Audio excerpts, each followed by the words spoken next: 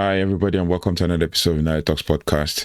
And today we're going to be talking about what we learned from the game against Manchester City at the Etihad Stadium. I've been seeing a lot of chatter on social media. I've been having arguments and conversations back and forth with Man United fans and everything. But the truth is, obviously we lost the game in a disastrous way, and it's something that we probably, need to talk about. And I've heard so many angles of conversations, but obviously I can't defend because obviously you all know that I'm Amorim in. People might not like it, but the truth is I have to back the manager till the end. Most Man United fans, I am sure, most Man United fans are already done with the manager. They don't want him anymore. They blame the manager for everything. Meanwhile, it's a wholesome problem. Even the manager has said that it's a whole problem. I watched the post-match press conference, I could see the anger and the rage, and they still brought the question of a system and tweaking something and style of play. And he's like, I'm not going to change my philosophy. And he says, I'm not going to change my philosophy. His philosophy is his philosophy, and you can't force him to change it. And he says when he wants to change it, he will change it. So I don't know, you Man United fans, I think there is a whole lot that we need to actually sit down and talk to ourselves about this cycle of sacking and hiring managers and looking for the next best thing so that we can ruin. And then look at Ten Hag, they've ruined him. He can't even go and hold down a job for up to 6 months, right? I mean, Ole Gunnar Solskjaer, same thing, ruined, can't hold down a job for up to 6 months. What about Jose Mourinho? He hasn't won anything since he left Manchester United. But nobody's talking about those kinds of things. Has he won anything since he left Man United? Couldn't even get Fenerbahce to qualify for the Champions League. What are we talking about here? Well, a lot of Man United fans, they want to just be done with the manager and move on to other things and look forward to blame. And that's the problem that Man United fans have had this season and even last season. And the media as well helps fuel that kind of thing, because the moment Man United lose, next thing, we're looking for who next to blame.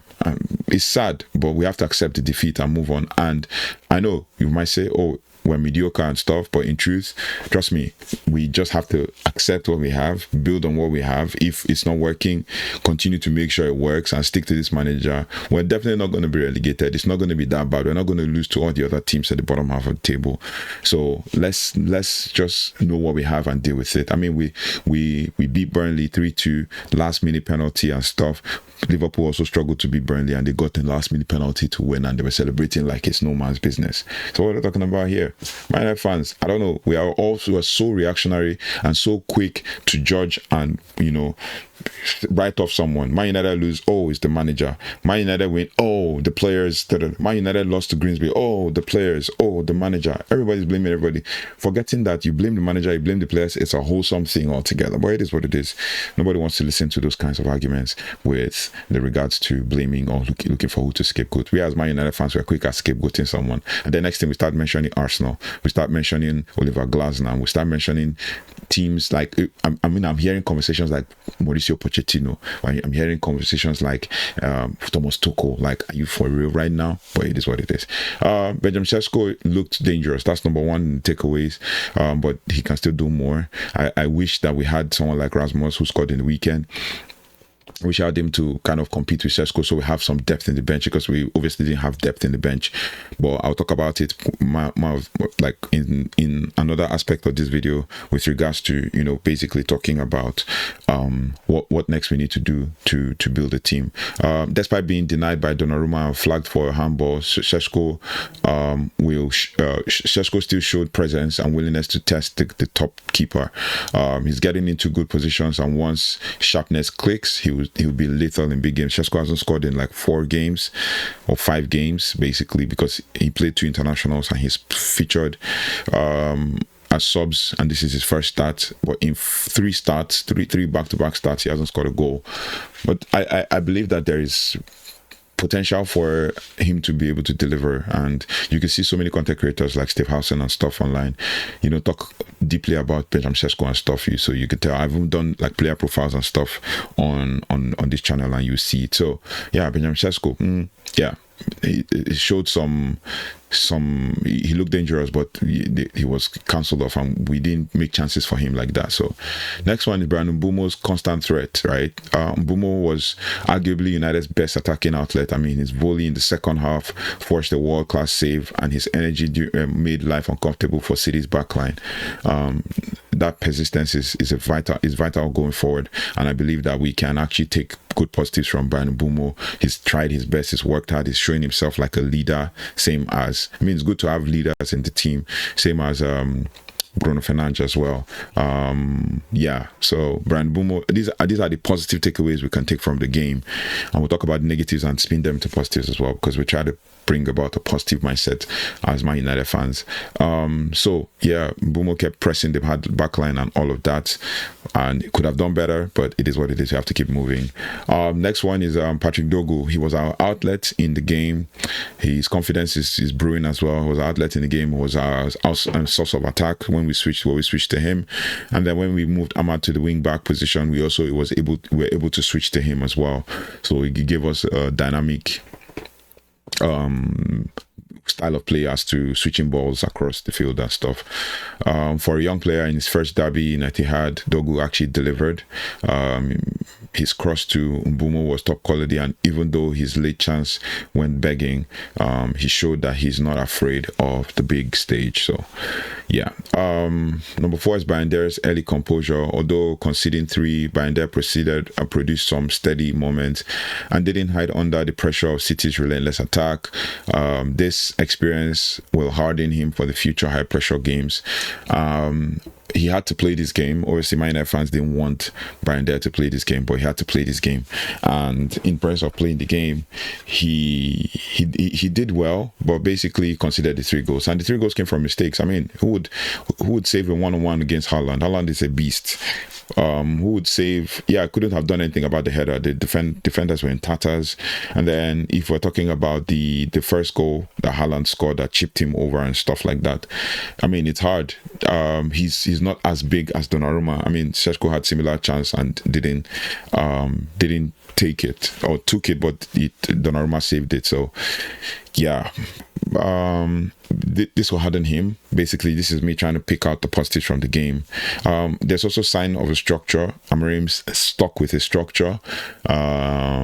In the first half, United actually settled after early scare and strung together some good passages of play. Against City, that's not nothing. I mean, it shows Amorim's system is embedding, even if the execution wasn't sustained, and that is the challenge of the team. It looks like, we are starting to play some good football, and the next thing, it is not sustained. We're pressing high, and the next thing, City is pouncing. Mistakes left, right, and center. Luke Shaw, Harry Maguire, everybody was culpable. Same. Defenders were dragged out of position, hence why Haaland scored the first goal. So what are we talking about? It is what it is. There are also some 3 bonus takeaways. Donnarumma's debut, baptism. I mean, facing United in a derby is also as tough as it gets, but it gets better to face him now than later in the season. Amorim's attackers tested him and learned what levels they need to hit. I mean, to score past a world-class goalkeeper. Donnarumma is super tall, but the truth is, he can be scored on. I mean, Club World Cup showed us that as well. So, and then he gets really, really agitated. He gets really annoyed and he loses his cool. So that could be an advantage as well. And we'll see that in future games, even as they play in the Champions League tomorrow and next. So we're going to observe some of these things as well. Another bonus takeaway from this is Maguire's 250th appearance. Despite the error leading to goal, Maguire had an error leading to goal to Haaland's second goal. Maguire hit 250 milestone appearances, and it was horrible, but it's worth recognizing as well. It reflects his resilience through a turbulent United career and his leadership that younger players could still benefit from. But then also, if you're looking at the third and final bonus takeaway from this game, is that the chances were created. United, unlike previous flat derbies, United carved out multiple big chances with a bit more composure. The game could have looked very different, a sign that the team is moving in the right direction. But we can't see it, and that's what Amorim has said. Especially with results, we still can't see that the team is moving in the right direction, but the team is actually moving in the right direction. But it is what it is. We have to just keep moving. Trust me, I didn't know how to feel after the game, but later on, I started to feel really bad about the game. I started to feel really horrible about how we lost that game. It was 3-0 to City. But it is what it is. We look forward to preparing for the game against Chelsea. So let's keep going. And so also flipping the narratives into positives. Flipping the negatives into positives. Now, in the last video, I said we're exposed. Now, Haaland's brace exposed defensive gaps. But it's better to learn now where the defensive fragilities are, because it forces Amorim and his staff to address transitions and Shaw's position in making the team stronger long term. And everybody keeps blaming Shaw, right? Now, I've talked about this and I noticed it in preseason, and I think it's something we have to address in the defense. And that is that space between the guy in the center back, so De Ligt, for example, in this game, and Lenny Yoro. Right, that space in between, that is where they always pounce. The goals we've considered against Burnley, considered against Arsenal was a set piece. Well, the goals we've considered against Burnley, considered against Fulham, in fact, that Burnley was twice. The Fulham one was once. Considered against Man City now are from that same place. And in preseason, I noticed it against Bournemouth and against West Ham. That space in between the centre back and the right centre back, or the centre back and the left centre back, once they shift, were always open. Even the space between the right centre back and the wing back is not as open as that space between the centre back and the right centre back or left centre back. And that's where City got their first goal. Haaland beat Shaw, obviously, to pace and strength to score that goal. Because everybody was moved out of position. Haaland moved and De Ligt followed as well, so it kind of clogged things up. The second goal, in fact, even Tijani Reinders had the similar situation where he ran through that same side. And then the goal the assist from Jeremy Doku from that same side, then he had to cross and then boom, defenders were all over the place. So, and Foden, shortest man in that box, actually scored a header. So it's frustrating, but it's something we have to accept, right? And then obviously we were wasteful in key moments as well. While frustrating, it shows that United are getting into scoring positions, but the issue isn't creativity, it's sharpness, which can also be improved with time and chemistry. Also, we needed to be ruthless, but it is what it is. City's ruthless finishing and United's misses. It highlights exactly what separates the champions from the challengers. If United can turn even 50% of their chances into goals, they would actually close that gap quicker than people expect.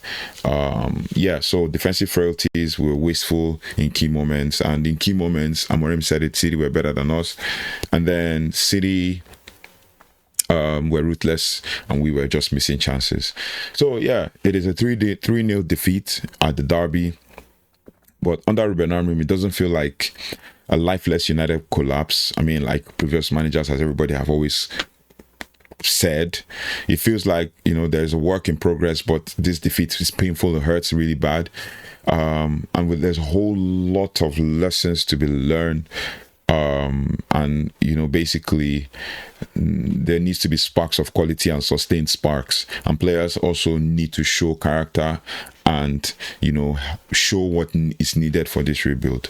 Trust me, it is what it is, trust me. But we've learned a lot from this game and we need to build from it and take it to the next level. So thank you so much for watching.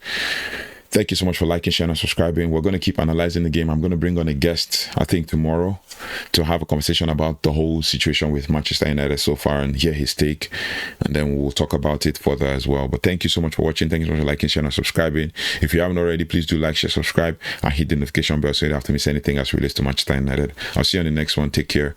Goodbye, and God bless.